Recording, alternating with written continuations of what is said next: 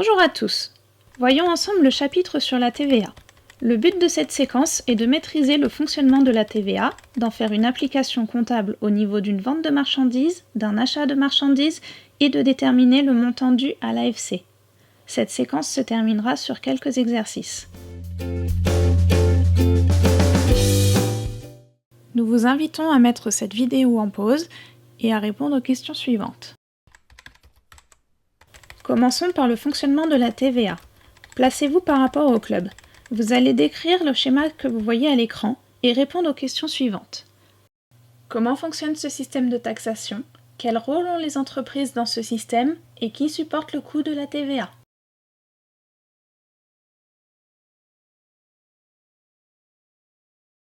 Dans ce schéma, nous sommes le club.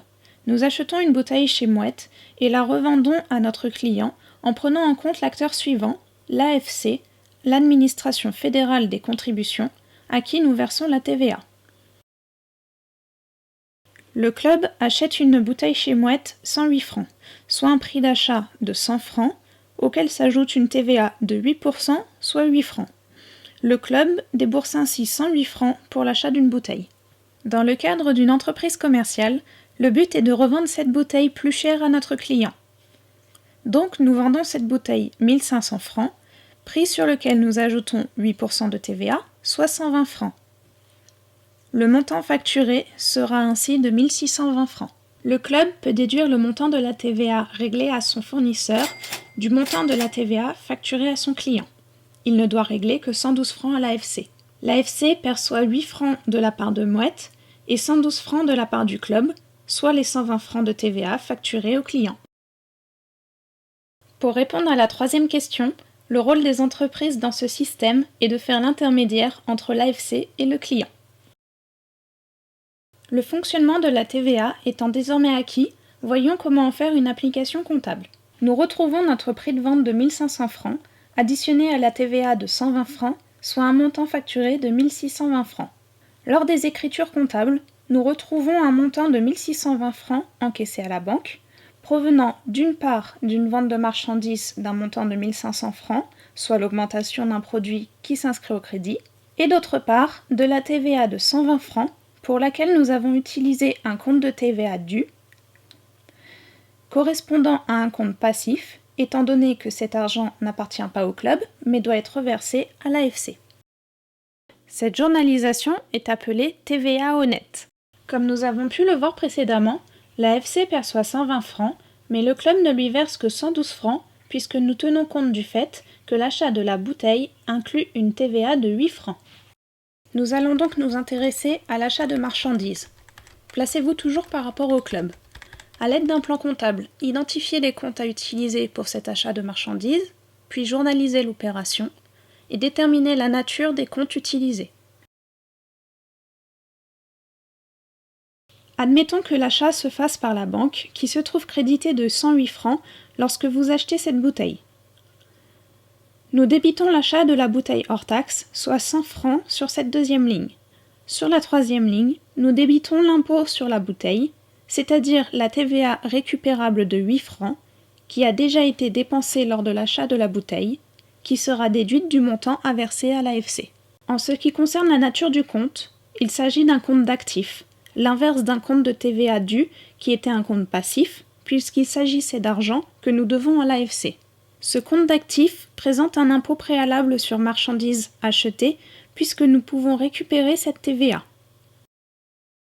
Déterminons maintenant le montant final que nous devons à l'AFC. Lorsque nous nous plaçons par rapport au club, nous devons 112 francs. En passant quelques écritures, nous ajustons le montant que nous devons. À la base, nous avons une TVA due de 120 francs que nous allons réduire ainsi.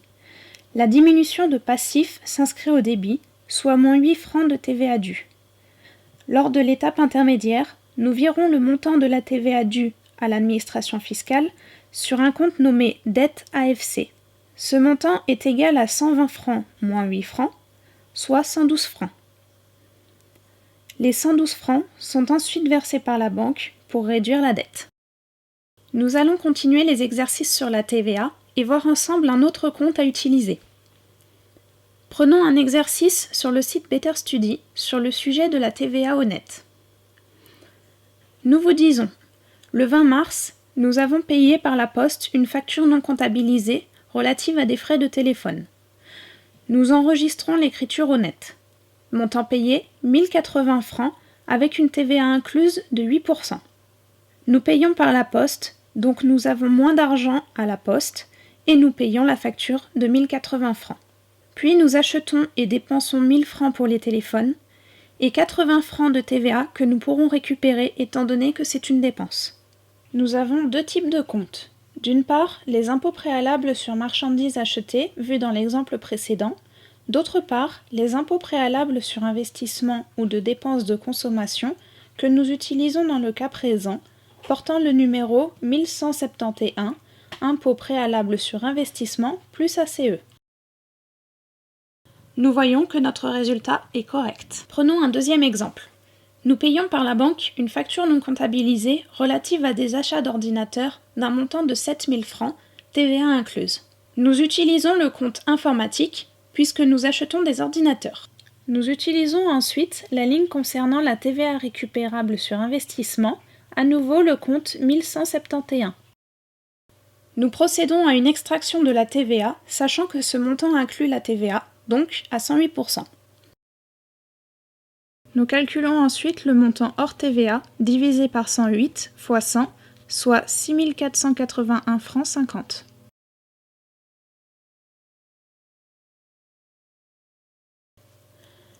La différence représente la TVA récupérable payée à travers cet investissement dans l'informatique, soit 518 francs 50.